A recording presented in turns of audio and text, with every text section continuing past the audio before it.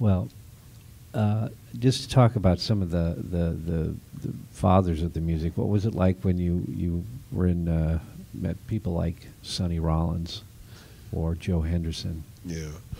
Well, talk about the fathers of the music. I was, I don't know if the word is fortunate, but I know that I was witness to something that is now mythological in jazz. I was on a recording session where Hank Jones and Benny Carter almost came to blows. I got this call from Ed Berger, and Ed said, Benny Carter would like to use you on his upcoming CD. And I, no, really? I just turned 20, and I didn't think Benny Carter even really knew who I was, And then he said the rest of the band was going to be Hank Jones and Doc Cheatham.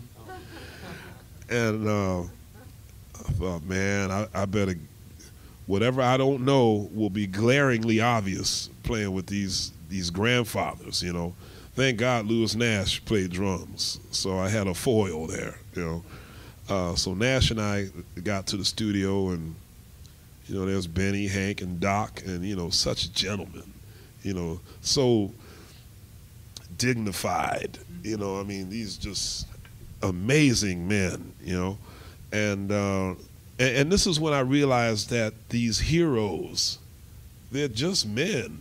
They're humans. They have tempers, they have egos, they have feelings, you got to treat them just like you would treat some non-famous musician of that age bracket. Just treat them with common respect, I remember we were playing a song called Blue Lou, and in order for me to tell the story properly, I have to talk a little music speak.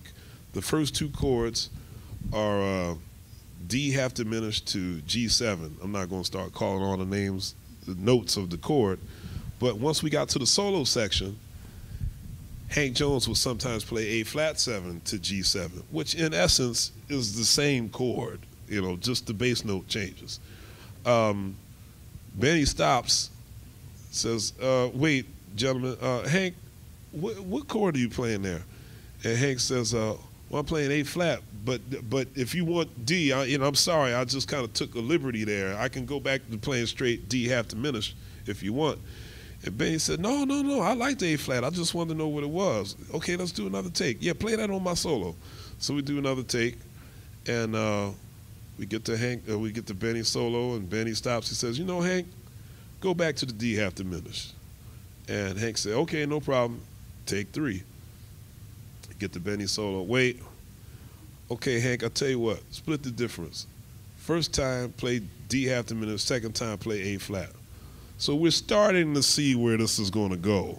But Hank and Benny are such gentlemen, such sweet gentlemen.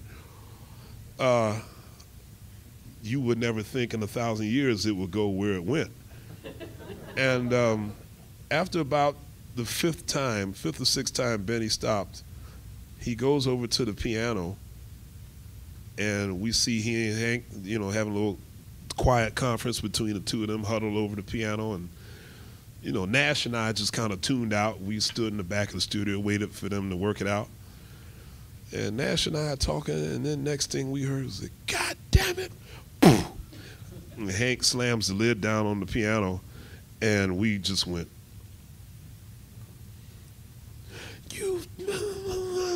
and I mean, he and Benny were in each other's face like a baseball umpire and a manager. I mean, they were like spitting in each other's face, and it really did almost come to blows. And Nash and I were just sitting there in stunned disbelief.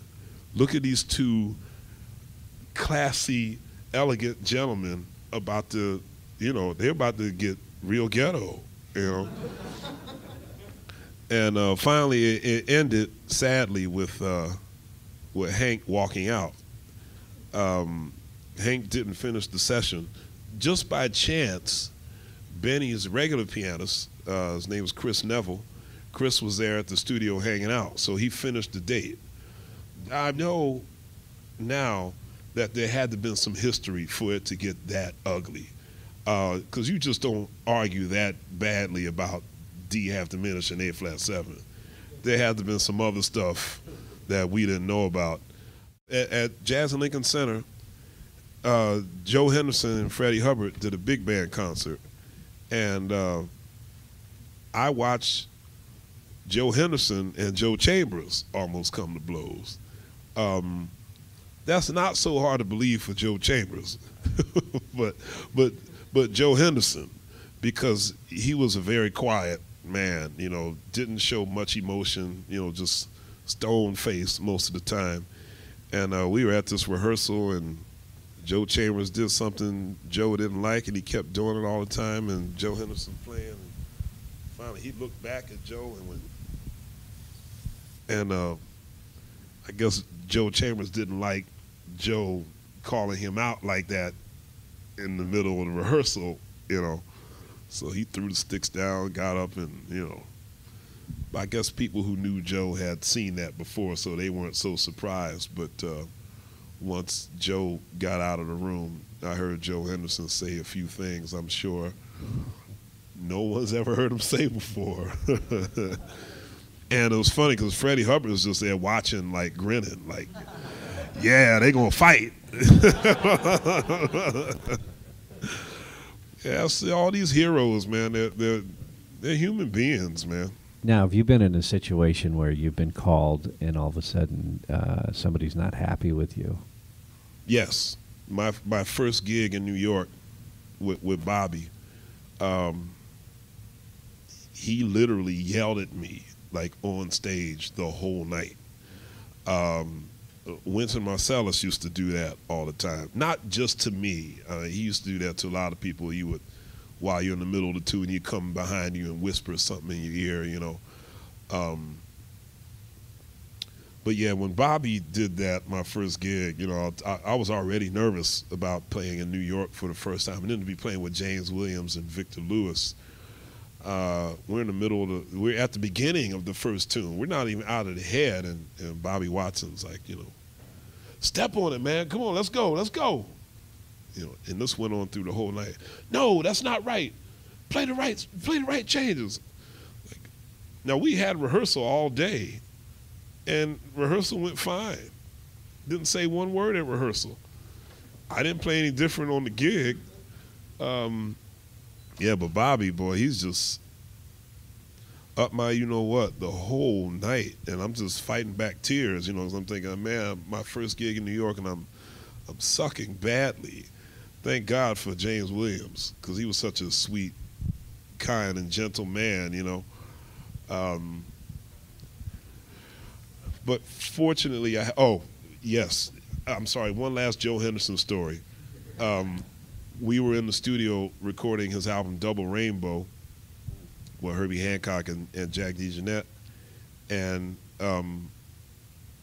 we were playing this one song, and Joe didn't like the groove I was playing.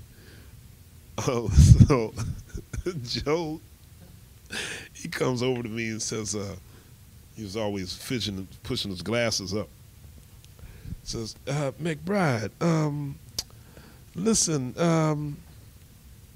that groove you're playing, give me a little more, you know,